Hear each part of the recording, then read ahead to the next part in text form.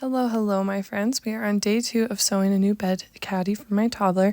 I decided to make it a little bit bigger than what I had done yesterday, so I sewed up a couple more pinwheels to add to it, and I'm much happier with the size. I think the most time-consuming parts are behind me, and so I'm really excited to get to the quilting portion of this. I'm using a wool batting so that it's extra puffy and thick. And you have to remember that I'm a total beginner when it comes to sewing, and so I'm just crossing my fingers and hoping that I can figure out these next few parts. Originally, I wanted to quilt with this gorgeous green thread. I thought it would be fun and go well with the blue, so I tried it out.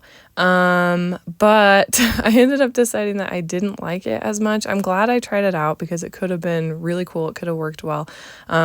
It's always fun to try new things. I've surprised myself in the past. Sometimes things work, sometimes they don't. So I just pulled the thread out. And so here I am going back to the plain expected cream thread. Funny enough, this is probably only the second time that I've machine quilted. I still don't know if I'm doing it right.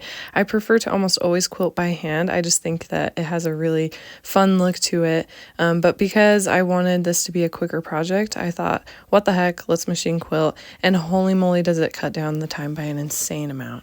Now, like I said before, I'm a total beginner sewist. I've done pillowcases and quilts, and that's about it. So I probably could have gone about this in a better way, but I'm learning. If anyone has any tips, send them my way, please. Once I attached the strings and was clipping the back to prep for the final sew, I got so giddy, you guys.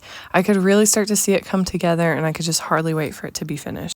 As I went to sew this final part, I was so on edge. I took it super slow, and I just had nervous sweats the entire time. I think I'll be able to relax more in the future as I get more comfortable with my sewing skills. And oh my gosh, you guys, I think it is done. I'm mostly thrilled. It's easy to be critical, of course, of little things here and there.